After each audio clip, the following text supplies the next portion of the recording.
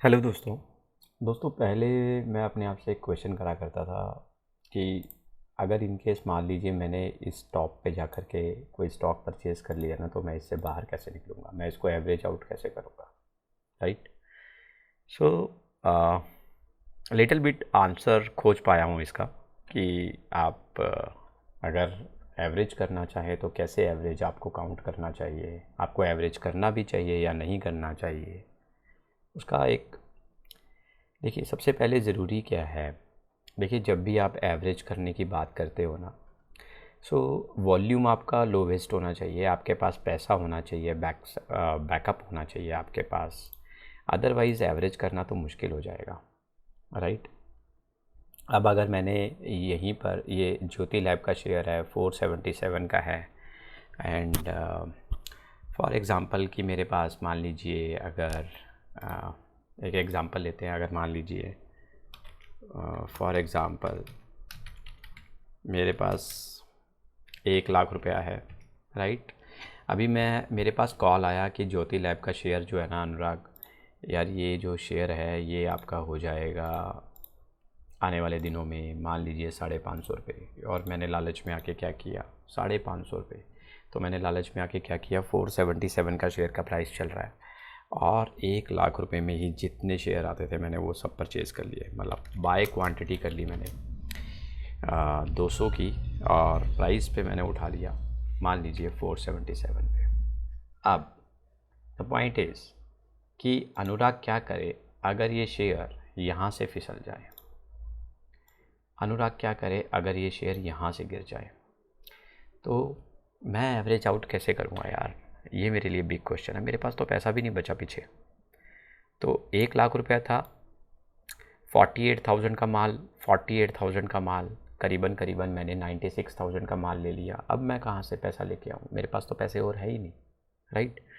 So this is the big question. पहली चीज़ मतलब आपको ये क्लिक होनी चाहिए कि यार मैं कोई भी चीज़ क्वांटिटी उठा रहा हूँ ना, तो अपने पास सरप्लस पैसा पीछे होना चाहिए एटलीस्ट उसको बैकअप करने के लिए, उसको एवरेज आउट करने के लिए, उसको सही टाइम पे वापस से रीबाय करने के लिए और बाय करने के लिए, ताकि वो बैकअप ख़त्म नहीं होना चाहिए। रीज़न बीइंग ताकि आप उस सिचुएशन से लड़ सकें।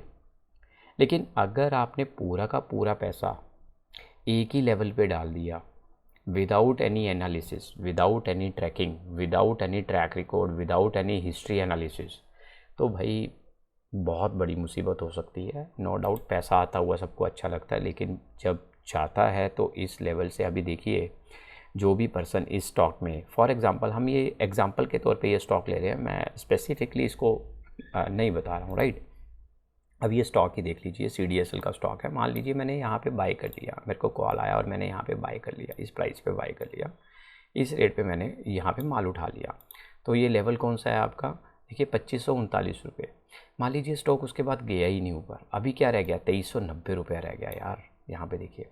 सो पॉइंट इज़, अगर मैं अपनी कैपिटल पूरी की पूरी यहाँ पे लगा दिया होता, इस लेवल पे लगा दिया होता, तो फिर मैं यहाँ पे आगे क्या करूँगा? कुछ भी नहीं, मैं तो ब्लैंक बैठा रहूँगा, मेरे पास तो कोई ऑप्शन ही नहीं है, राइट?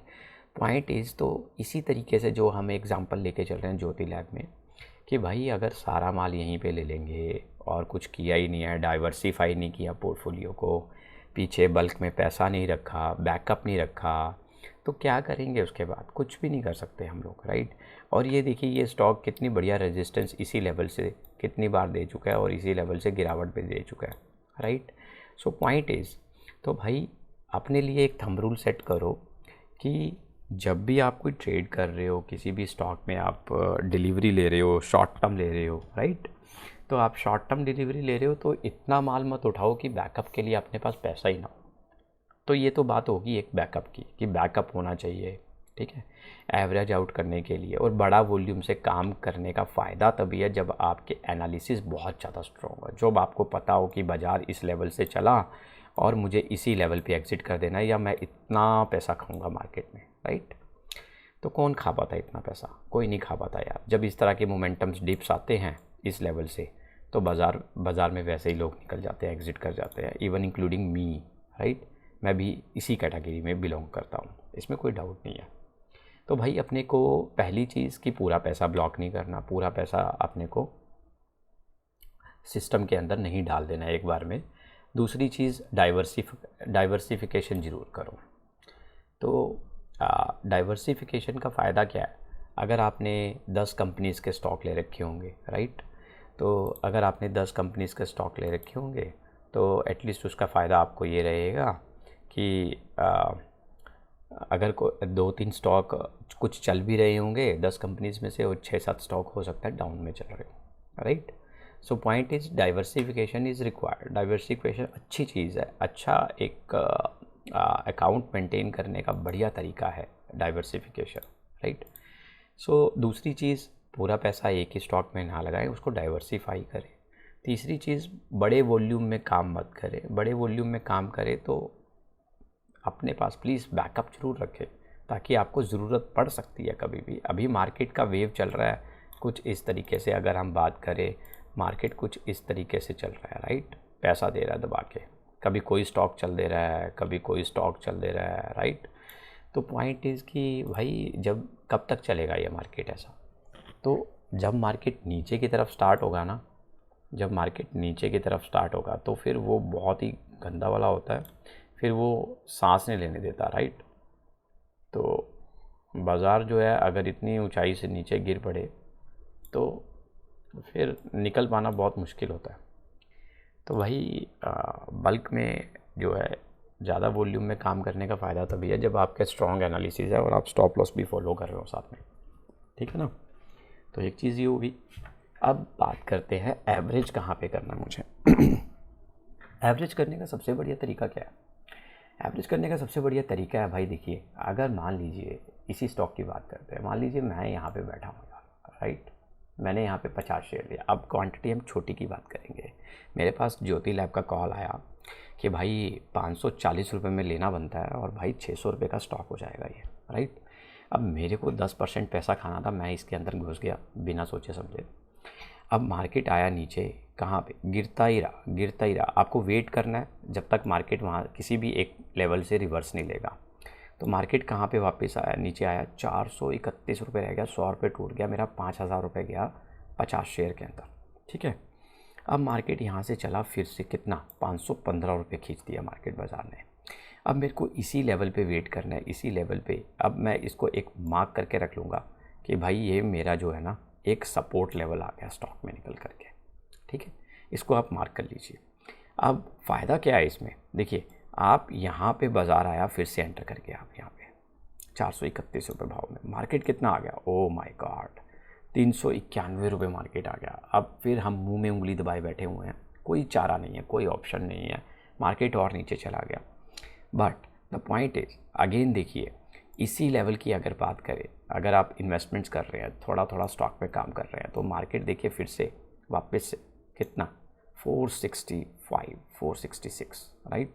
फिर से मार्केट, देन अगेन मार्केट फिर ये वाला जो अब लेवल बनाया था, अब इसको रीटेस्ट करने आया, बट पूरा रीटेस्ट नहीं किया।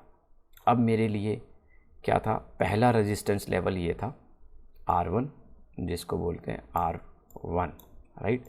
और ये हो गया मेरे लिए, सॉरी जस्ट वेट एक सेकेंड, मैं इसको रब कर रहा हूँ, S1, right.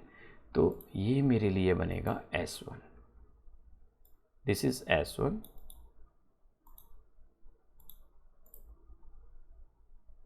M1, this is M1, this is M1, this is M2। Major support 1, major support 2, S1 भी कह सकते हो आप इसको, S1, S2, राइट। तो मेरे लिए 2 सपोर्ट लेवल निकल के आ गए, S1 एंड S2। और मैंने S1 पे भी कुछ माल खरीद लिया क्योंकि मैं यहाँ पे फंसा हुआ हूँ, राइट, मुझे निकलना है। अब मैंने S2 पे भी ले लिया थोड़ा माल। अभी देखिए, मार्केट जब यहाँ से बाउंस बैक करे तो जो माल आपने यहाँ पे ख़रीदा हुआ है उसको आप कोशिश करें यहीं पे एग्ज़िट कर दें। जो माल यहाँ पे ख़रीदा हुआ है उसको आप यहाँ पे एग्ज़िट करें।